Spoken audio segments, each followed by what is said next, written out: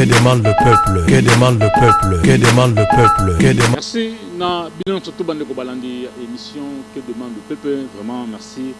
La confiance et fidélité vous avez coupé ça. La émission que demande le peuple vraiment. Vous avez belé vous avez rebellé. Il y a une émission que demande le peuple vraiment. Que demande le peuple Zali. Émission il y a peuple pour le peuple vraiment. Le to y a Melibino. Maman Valérie Sakalamba. Azali bongo présidente il y a ONG Afmadi. Vraiment ça fait Nicolas Belé vraiment à mon la ressource maté mais le lieu tout le qui mais le lieu est aussi pour nous recevoir pour éviter est-ce que Afmadi et Zalara to et parce que l'intérêt de la société c'est un peu Afmadi to y la société mais il y a mon côté recevoir na épée to y après révolution il y a Afmadi maman Valérie Boni moi malamu papa prince merci beaucoup na boye na bino na sepeli ko yamba bino na isikai merci beaucoup Nicolas Belé tout le monde a souhaité éviter maman Valérie ba te belé ba zoto na mais maman Valérie Sakalamba azomona la société akena wapi ONG Afmadi pe na terrain tout le monde a bangote to éviter problème nini bon maman Valérie Sakalamba pour l'instant nazalaki pe awate nazalaki ya kobima makambo ezalaki ebele nazali malade peut-être bon remarquer que nati ba lunette nazali na problème na misu il fallait ba opérer basali nzambe basalisi biso yango wana siko nauti kozonga nazongi ka mikolo oyo nzambe azwa lokumu mpona yango mais mpona Afmadi ezali nango Afmadi ezali peut-être que boyebaka Afmadi beaucoup plus anga sala basalongo babiloko wana ya ndenge wana yango wana bomona kende tosala salongo te do tozate tozali Afmadi ezo existe nango baactivité nango pe ezali tosala activité mingi peut-être formation ba maman comment on appelle ça kala mingi te kutu tokobengisa bino boya kutala tosali point moko awa tolingi tosala biloko ya minene parce que on a remarqué tant tosalaki assemblée générale na biso toremarquai ke na kiti na salite eza telemi ebele ke soki bosali yango ezomona lokola bosala eloko te nous sommes dit tobosala salongo mais mingi mpenza soutien tobanda kosala liboso mais tobanda kosala baaction oyo eza ke ezoapporter beaucoup plus parce que bato mingi baoyela biso mo baproblème baza nango na baquartier totala oyo nini oyo tokoki kosala parce que toesili biso bino ke Afmadi aza na bafinancement ya l'état te bafinancement na biso eza entre bamembre na biso na mwa badonateur na biso bapesaka biso donc so bapesi biso totala oyo tokoki kosala bato bamona nde lokola financement eza te yango Afmadi ekufi te c'est pas parce que financement eza te tosalaka Afmadi te mpo bapesa biso bafinancement sincèrement tosalaka yango mpona yango te nalobela yango banda kala baémission eleka tosengaka mpo toya bato mais tosalaka yango parce que c'était comment neti mwa mission moko tozwaki de la part de Dieu napesa biso tosunga pour que quartier na biso bisika tovandi ezalaka propre mais esengaka bamoyen bamoyen mpe ya ebele parce que nasi naloba na bino obimisi mpenza $500,000 mais mosala tosaleli yango emonani te bato basalaka neti kini bopeto on les félicite c'est vrai eza mosala moko esengaka mbongo ebele okozwa mutuka yo moko toza na Congo toza na Kinshasa lobaka akena louer mutuka ata ya mokie kaka ata ya mokie baosengo ba $200 ba $300 po ememelo ka basali te donc ce bozwi ba $500 bosala mosala bino omoni ke bosali mais aux yeux de la population ebi maloko eza mokie makasi donc nous sommes dit toba ça il est belé mais mbongo il est belé pour taka salite oyebi ke nzambe limbisa biso bakinois na bakongolais to mboka na biso tokipa ngo te sincèrement lelo boye ezalaki samedi passé nazalaki na Kingabo po siko toza na mbuli te nakendaki na Yaoundé tozalaki na activité moko na Saint-Gonza tiseke nake na Yaoundé namoni modèle salité ezali je me suis dit mais oyo eza nini donc place aotia likolo eza te namemaki bapaya bautaki bisika ezali bamama tokende na bango bautaki bisika ebele oyebi ke musuba ye na mituka ba oyeba te ba okota nzela nini ngana yaki kutu na maka nzela eza te nzela eza te banzela oyo biso toyebaki wana ezalaki kutu mwa biso toosala yango ekomi mai basalite donc poubelle partout. Là vraiment j'interpelle ba autorité ya commune à limité député au babima na limité sincèrement total à quartier na biso total à commune na biso salité et leki maman total bien na Kingabwa na lebe ba député bazamo ebele ba fanda na Kingabwa na mais est-ce que ba salité na est-ce que rôle na bango bazo bango te je sais pas ce que au monde en société là j'interpelle le numéro 1 na bengi numéro 1 il y a députés provinciaux il y a limité na bengi na Jikoko tu es mon frère sincèrement Kenena Yaoundé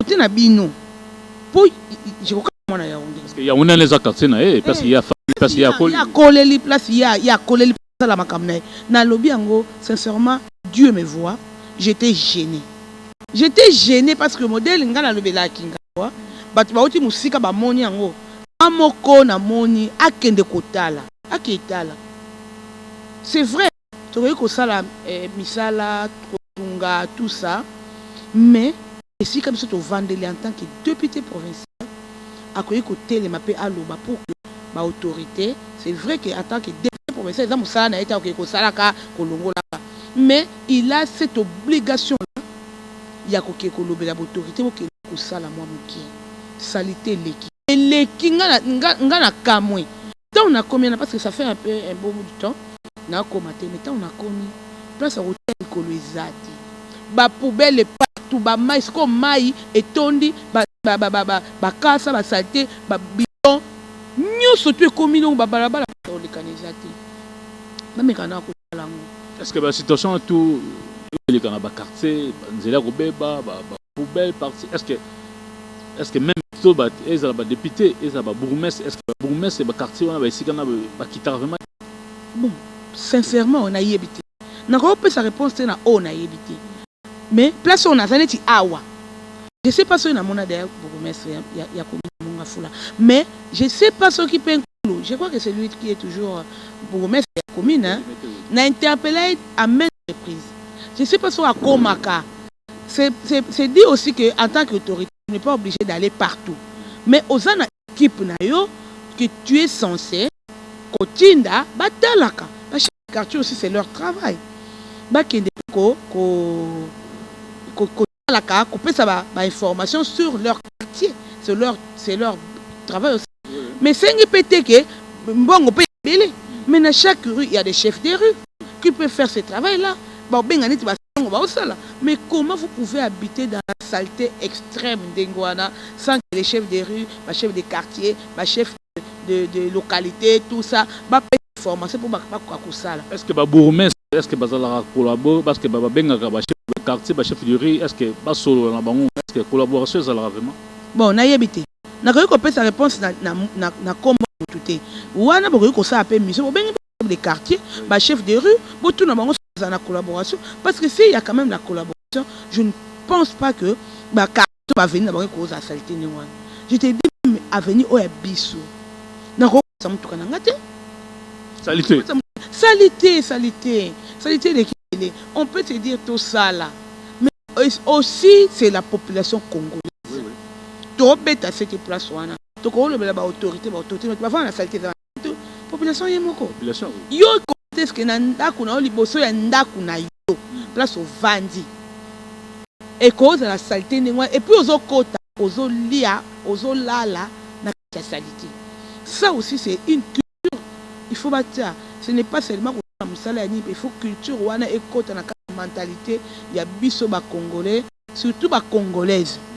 Na biso ba congolais parce que biso tout tcha saleté.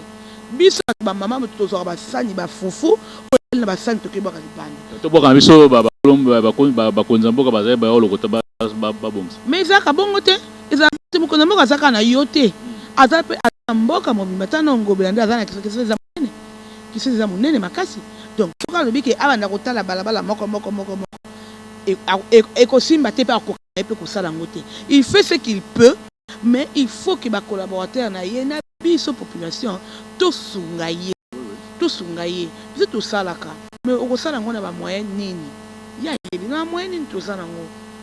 On a introduit des documents, c'est ça aussi, on a introduit des documents pour que va soutenir ngana singa ba mbongote ngana singa ba outil de travail surtout ngamo so aux unes pau du Congo du brosse zoka ba brosse to sala nango so combien de jours.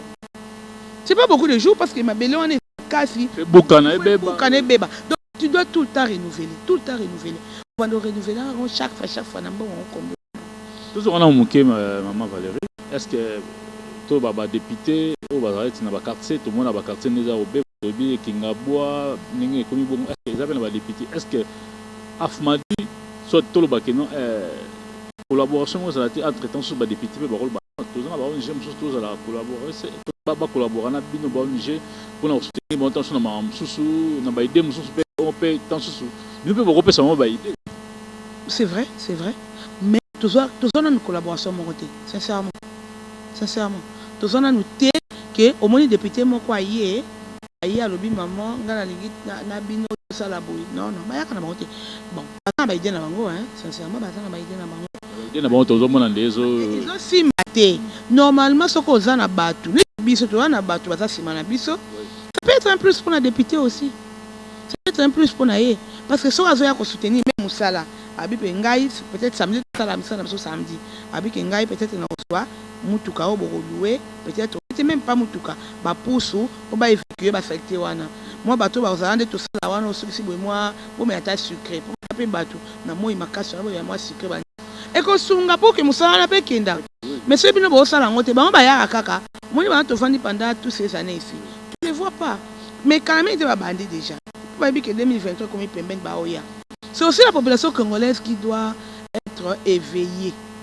Il faut pas kongwama pauvreté sali biso ke to comme Hollande na eloko to ko Hollande te to Hollande na moto to ko Hollande te to zo mona na quartier na biso il y a 2-3 ans et là qui bon côté mais ils se ko s'empirer mais ils sont là pour venir dire ko peut sabino ba 2000 ba 3000 ça c'est leur opinion donc quand on a chacun a sa vie chacun voit sa vie mais surtout que ça catholique que des fois il faut tout ça la ka mais on nzambe apesa biso to la ka te ko na nzala na kende na la na zo mwa 2000 na zo mwa 3000 ko la na zo sala ke bango pe côté bazali moi ba sali sabino bien zate po abike na ki na oya na ngona Hollande na okenda na zupe ko voter bango kana ba 2000 ba 3000 ba pesa mais moi je vous exhorte à conseiller la mayele en plus de ça tout ça là tout bongi ça passe pour vendre parce que on a bongi pas singa la vendre muso a bongi et ça que quartier na biso pe ko bonga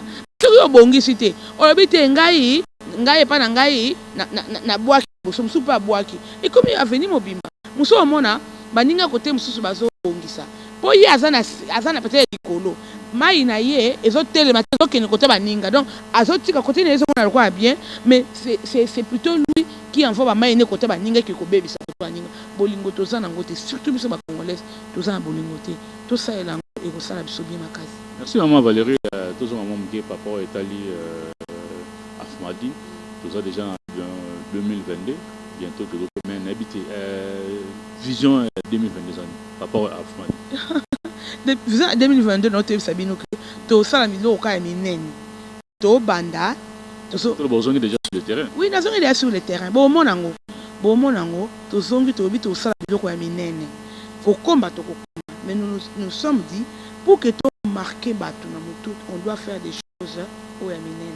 C'est pourquoi je vous dis bientôt na beng sabino pona to sala pomoko kotoyo pour bato ba ki belé mamata to za difficulté on s'est dit tozwango na mukenza mapesa biso tosala kala mingi te tokobengisa bino boya kotala yango ekosupea batakoto mpona okati parce que eza pasi basalaka basalika babambo mais totie mabende basalaka mpenza awa aza na balobi te badepute baza te mais yo okomosala ONG ekomosala biloko oyo ke badepute mpe basala badepute bazali mais c'est pas ça mon rôle omona nga mpona asalisa na hotel ateke ye asalisi nga asalisa te non tofu tosala parce que mboka Afmadi ezaka na limité te Afmadi eza partout Congo mobimba donc je peux faire ça partout ba ki omona nga ba mona nga pe kana te vende to baboyi tant na pesi bango na bi na za siège moko awa na mbudi bayaki na siège bayebisinga ngo na bi bon total ndenge namba opesa so makoki tant to mo makoki monani to so ma bende to bengi ba juste ba osala peut-être si pas cette semaine prochaine ici là ce qui est ici au benga bono ya komona donc on s'est dit dans notre vision ils vont faire ça c'est vrai que au sala assainissement et ça et le quoi bien il y a bientôt continuer pour ça lango mais qu'on a la que chaque samedi mais bon dans monde est-ce que tu as une vision politique dans les années est-ce que 2023 au Chelsea Libaya bon 2023 ils allaient ils mbula hein bon pour nous babino que le Libaya sincèrement c'est une question oh ils ont mérité réflexion et makambo ebele ko Libaya ça demande beaucoup de choses et c'est là comme mon côté c'est pas parce que bien au Libaya ndé salemi omoni il y a beaucoup de choses au Libaya to yebi donc pour l'instant je ne vais pas comment je peux dire belango boye omoni hein parce que début 2023 parce que vu l'atmosphère politique de notre pays on ne sait pas. Sincèrement, pour moi, je me dis 2023, il y a encore des choses à faire au niveau de la CENI, au niveau des partis politiques aussi, pour que 2023, tout ça, l'élection, il y a bien. Parce qu'il ne faut pas seulement qu'il y ait l'élection. Ça, c'est mon point de vue personnel. Il ne faut pas seulement qu'il y ait l'élection, parce que tout le monde qui a 2018, hein, tout ça qui est l'élection, mais qu'est-ce qu'on a eu? Il faut bien l'élection et à la bien, et à la crédible.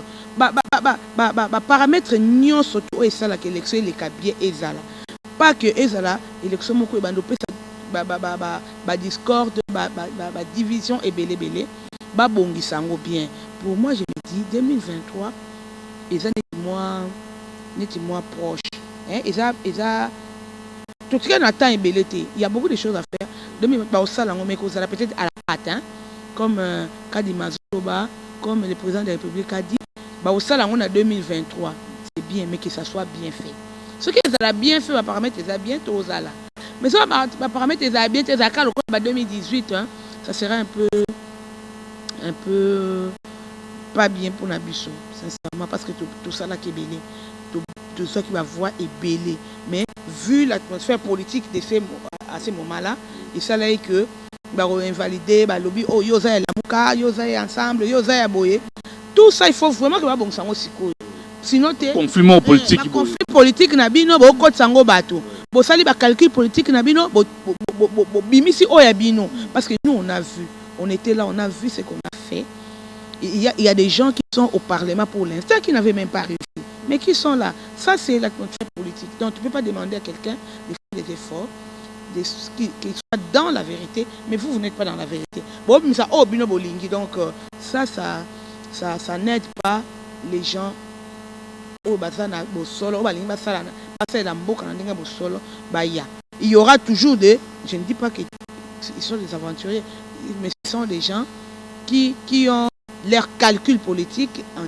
tête baya ko imposer en gros bateau donc ça ce ne sera pas vraiment bon mais nous sommes là nous sommes en train de voir mais moi personnellement je me dis 2023 nandimité que salim que ça peut être en 2024 ou 2025 il y aura élection bien sûr mais en 2023 je me dis que c'est trop proche parce que moi le bamoro papa il y a situation moko soningi ozomona ngo est-ce que les autres mbola ndenge bon sincèrement en âme et conscience tout le belango tout tika ba blague pembeni mboka na biso etambola bien te sincèrement les autres tambola bien te so tali ba mboka mususu tu compares la situation des autres pays c'est pourquoi c'est vrai que va paramètres aux anango et ça peut mais on peut faire un effort. C'est comme si on ne fait pas des efforts. Nous sommes en train de descendre. On dirait pesanteur moko eza et même abiso na c. Nous devons faire un effort pour transcender le clivage politique nabiso total intérêt général des populations congolaises. La population congolaise est en train de souffrir. C'est même tout ça à tout le monde. Ngana sana moi de na lobineti afumadi denge zawana obi ke oya boy batbaye bazo zela mama aya mais ozana mbongo tu donnes peut-être je prends un exemple 1000 francs c'est rien tu ne peux pas comment je peux dire vivre avec 1000 francs Mais 1000 francs, tu as pu merci. Pas sûr qu'à 1000 francs. Pas sûr qu'à 1000 francs. Bah merci, on a tu sens que au fond de son cœur. C'est que Azanangoti. 50 francs, pas mal. 50 francs, donc on a 1000 francs. Et belé. À cause de ma lipa, tout moi vers l'osso, à Balolibo, à Lieb, Kouleleki. Tout ça l'effort. Président de la République, sincèrement, je vous interpelle. Tu es Congolais comme moi. Tu vois? Je sais que Oyebi, ba pasiwana, o ba Congolais ba zanango, Oyebi, osana ba rapport, ba pesa ko ba rapport sur la vie de la nation aux Zanango. Faites un effort. Faites un effort. Faites un effort. Mboka oye bonga. On a tout. Tu sais que je vous ai dit que n'a pas matin. Je ne vais pas vous donner les pays. Mais ça m'a émerveillé. Na Koti Boye, na Zosomba Biloko, mon tomate. Tomate à pamba. Tomate. Aote que là, kilo à tomate. Na, je prends Nambo on a biso awa, donc à peu près 40 il va moins $1. Donc à peu près dollar il a 2000 hein. Donc à peu près 1200 à 1400 francs congolais. Tu as 1 kilo de tomates fraîches. 1 kilo. Tu comprends? 1 kilo. 1000 et quelques, mais pas na biso. Tomate moko. Je parle de moko. Et ça peut coûter au télaté. Et ça peut être fouka. Il y a mon keka boy, bah c'est que 800 francs. 1000 francs tomates moko. 1000 francs tomates moko. Ça veut dire que ce qui est primordial pour la population congolaise est zaté. Kolia ya batu c'est ce qui est, ce sont des besoins qu'on dit des besoins primaires. Kolia, santé, tu vois? Et ça, a besoin primaire. Si les Congolais ont voté, comment est-ce que vous pouvez faire des grandes choses? Dans d'autres pays, si vous transcendez Kolia est comme le Pamba. Mais biso tu ne sais même pas si tu vas manger ou pas. Commençons par là. Commençons par l'agriculture. Président de la République. Commençons par l'agriculture. Même si tout ça, là. On a besoin de mboka et on a besoin de capitale. Commençons par là. Tout ça banzela te, tout ça nangote. Tout ça allé en est en zela mbodi. Toi quand nzela moko. Ce que je nzela maïté, hein ah tongo bima. Oza quand nzela oka ya maï. So to minzela maï wana ou bien minzela ya nino ya Saint-Cyprien na sola. Et ce qui est kanga minzela maï, c'est fini. Si nzela monsieur Ezate. Sous Ezate. Créons des routes. Créons des routes. Donnons la possibilité aux agriculteurs de faire d'abord les besoins primaires. Commençons par des bas. Et c'est un abisso bambong et belete. Tu vois que tracteur et comme wapi. Et c'est le canapé tout. Toi, on est tendu à mon nene. Et puis à mon nene, on peut faire l'agriculture, même l'agriculture urbaine, pour que la population congolaise a dans la bilo kaolia. Ndunda compliqué. Matembele compliqué. Ngai nyo surtout ça compliqué. Kokta akutu ba sosote. Quand babemba dura o ezoya et va na congélateur ils ont peut-être malade ba kono ba tension que ma belle tondi gona na plateau ba teke ba chef wazo senga ba tracteur ba tine ba tracteur pour na bilo bo tine ba tracteur ba lo na biloko au moins mutu so azolia déjà bien et ça déjà loko est bien tu gagnes peu mais biloko ngo est cher si maka $100 $100 est comme le quoi ka $10 akala au consomme c'est comme il ka changer $100 bas ça c'est que ici on a pourquoi payer. Mais combien on paye les fonctionnaires, combien on paye les militaires, combien on paye tous ces mondes là, combien on leur paye. Donc, Azan est là comme côté, mais comment il va vivre? Commençons par là, le président de la République, au ministre, au premier ministre, travaillons.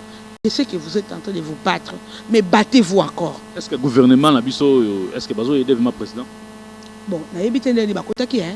Oyoki, na yebite ndeni bakota kuna po baza appelé na batio na ba côté là. Le président de la République doit prendre, parce que moi aussi je me suis posé quand même la question. Au niveau des ministères, il y a quand même des bons fonctionnaires, des fonctionnaires aguerris. Oh bah sala musala ba yebi. Mais nous mettons beaucoup plus la politique ni dans les colos. On ne voit pas la technicité, on ne voit pas les compétences. C'est pourquoi tout le monde a un scandale, scandale. Et tout ça remonte où? Vers le président de la République. Parce que c'est lui qui fait les choix. C'est lui qui fait les choix. Et c'est lui qui signe les décrets, l'ordonnance nommant les ministres, tous ces mondes-là.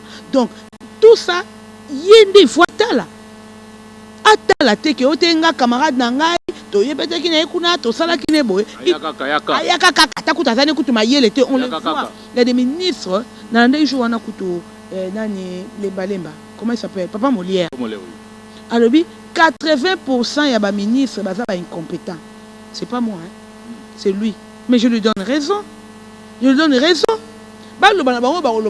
c'est vrai qu'ils savent parler français. C'est pas parce que tu parles français que tu es compétent.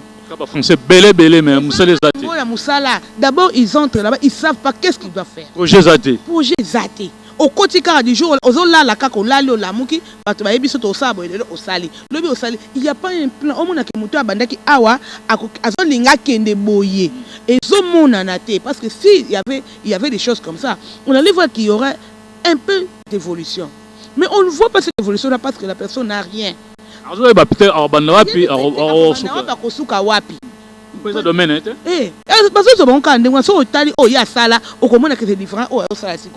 Qu'est-ce qu'il va apporter dans le pays? Mettez-les comme vos conseillers. Je ne sais pas ce qu'il je sais que le président, c'est 1000 conseillers. Mettez-les là-bas qui vous conseillent dans des moussousou. Mais mettez les technocrates, mettez les gens compétents au bazaba ministère, c'est que le ministère a besoin, c'est que la population a besoin. Vous comprenez? Basala yango. Que comme tchaka camarade olongoli oyo oche oyo, bazaba tout ce monde là viennent d'abord pour voir là où il y a de l'argent. Intérêt personnel. C'est ce qu'on voit. Parce que c'est ce qu'on voit et c'est ce qu'on sent en eux. Quand ils viennent là-bas, la première des choses, ce n'est pas faire avancer les choses, mais c'est savoir là où il y a des tuyaux pour pas zorambo. Au moins, quand le ministre a détourné, le ministre a salibo, au kuna zuibo. Tout ça pourquoi? Parce qu'il ne voit que là où il y a l'argent. Tout le monde maman, est-ce que parce que c'est lui qui est le magistrat suprême. Vous comprenez? Si lui-même faillit, mais les autres ils font quoi? Lui doit frapper. En tant que numéro 1, en tant que garant de la nation, quand il y a un ministre qui fait comme ça, déjà pour la son Yuana, qu'il soit innocent ou pas, vous le mettez d'abord de côté.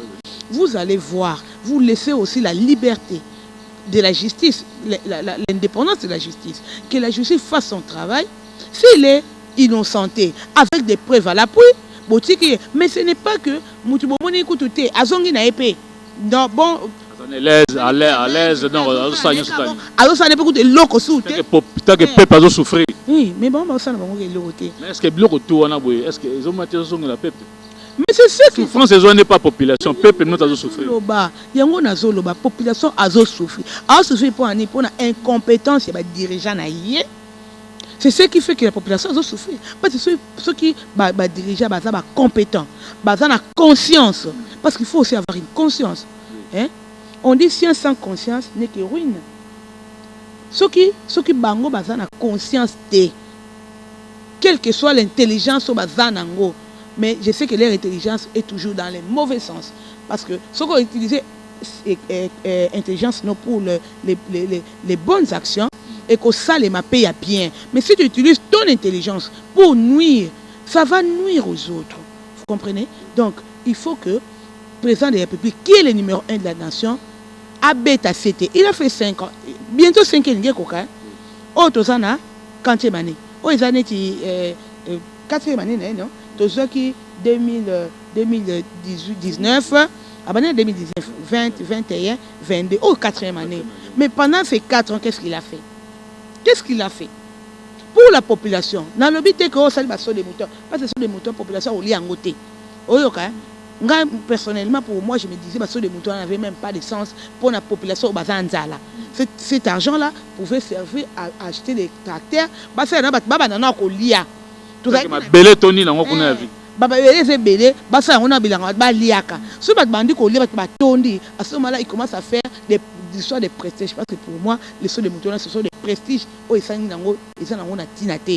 mais les boum puis il y a peuple les anzala parce que comprendre écoute peut-être parce que sont des moutons au badika a sauter a wana pesa ngona tina moté et si on peut embouteillage té Tout ça quand embouteillage de tout ça là qui. Mais cet argent là pouvait servir basa elango ba bilanga batu ba liaka bien à ce moment là soit bandi ko lia be santé na bango pe ko sala pe bien ba osala pe misala bien au moins pe ke mboka pe ekubanda ko changer mentalité ya moto azana nzala na oyaza azana nzala te c'est différent akubanda ka ko sala d'abord pour na nan a satisfaire libumu pour yango nezo conduire cerveau na ye mais ceux qui bo sala ngoti pour l'instant, vous continuez à souffrir. C'est vrai que vous aurez toujours le pouvoir, peut-être. Hein? Je dis entre guillemets, vous aurez peut-être le pouvoir, mais ce sera un pouvoir amer. Oh, beaucoup de jouer n'ont bientôt, vous allez bon, mais vous allez toujours heureux. Bon, vous êtes ça n'a mais tu n'es toujours pas heureux parce que bateau va s'engager qu'on paie ça yo. Et qu'on rendre heureux, baza heureux te. Yo oza heureux nen. Ozo déjà bateau, balela toujours. Yo attaque on anda kuna ozo le fufango. Le fufango ya bien. Pongi pesa kimia te, ozana pongi pesa. Pour yo za la kimia, il faut que bateau ozo déjà baza apé kimia. Comme ça, à ça makasi. Je vois qu'il y a quand même de la volonté en lui. Mais bateau bazo zalana yepemen, quels sont les conseils qu'il lui donne? Pour bangondi bazo sala, il était dans le quitter le terrain. Mais bateau ba quitter le terrain, qu'est-ce qu'ils font? Ah bah on a coupé qu'on sanctionner. Azo sanctionner c'est pourquoi on peut attaquer ta salle ma baby enfant attaquer tout bakani na on ba tika na on peut en quelques jours azo nganaye. Il doit sanctionner pour que épée ça peut été un peu ba mususu que non na ko zongela sur le côté parce que la zongeli nako na ko sanctionner au plus profond de moi. Tout ça est lango. Mais quand on a pesé pas le quoi ils ont encouragé moi ba bara. Mais quand c'est pas ça ba yebi kata ba kangi ba bimise. Mais si il y a des gens qui sont dans les prisons de 10 ans, 20 ans. Il y a des gens qui sont dans les prisons. Mais il y a des gens tant que Nazali ou Nazali Pembe Nyamukonzi, attends, Nazali Mabe, Baoye Samukonzi, Mukonzi, Babimisanga, attends, Nazali une semaine, 2 semaines, Babimisanga. Après, c'est un Babimisanga. Azongi les sous. Prison, comme on dirait pas la Baoye, comme le cola. Comment je peux dire ça? En français, on dit ça comment? Dans prison, comme on dirait, Nina qui est paiement, on dirait 8 mois vacances. Vous comprenez? Lié moi à repos. Il y a villageture, ne va le baramon que à qui qu'on a là, ne va pongi. Pour barotier la épée, ne va tirer benam beta malonga, bâtir les ventilateurs, baoyer les bilots qu'on est. Allez les kimia. Alors qu'il y a des gens qui sont en prison qui font ça. Bah aussi mais ça bango babenga ceux qui vous ngoulez na prison, bah aussi mais ça yango, bah ça ça y est, le coup ta roulette bah. Vous ngoulez oli yango. Mais écoute que ça comme kuna bango bah aussi pas comment. Po ano pesa onye so bambongo bambongo ayibi batukuna apesi ndambo sima nango ba obimisa ye ayeso a corrompre sous ba population bo votenga ba voter mais auti oyiba mbongo ba poso ba pesa po batu batunisa ba kesa lete za na population ba pesa ba TVA na biloko so ba osomba eloko osomba lipa osomba nyonso TVA za akati ce qui donne ça c'est pas la population. C'est la population. Même bon, c'est une population, tant que l'État a rassemblé, pour ça, la population, bango ba ke ba yibi ango. Ya yibi ango, achango pour na ye, moi si na ye, banana ye, bandeko na ye, ba voyager kaba kenda ka tout ça ba lia ka bien, bazo panza, bazo soma ba banda ko côté na côté. Vous comprenez? Ba nouveau riche ba bimia, et comme kaka a yibi mbongo kuna akesombe lango ba ndako donc na quartier moi ko za na 10 15 ndako. Quel est ce monsieur là? Qu'on paye en RDC, bah fouta quand même à somba mois à somba chaque jour, à somba chaque mois d'accord. Si c'est pas du vol, ça c'est pas du vol. Merci maman Valérie Sakalamba vraiment. Merci Bandeko Balandi vraiment il y a une émission qui demande le peuple de maman Valérie Sakalamba Zali Bongo présidence il y a ONG Afmadi de te mettre une émission. Merci vraiment Bolandi. Parce que la TV Zaningonga vraiment tu as mal sur ce que Azali était sur le terrain mais Azongi tu vas années suivantes trop bon mon maman Valérie Sakalamba merci Namino vous avez belé à Roland d'émission merci pour vous avez belé merci de vous avez bien merci na bande tout peut soutenir émission merci mingi na chef coutumier Bona village là où chef Fiston et Babi Maindombe na équipe technique Mobimba ingénieur Debs Munga babi le grand réalisateur pe yemo persimba caméra babi libende kilo tokutani bye. Je vous aime bien. Merci beaucoup. Que demande le peuple? Que demande le peuple? Que demande le peuple?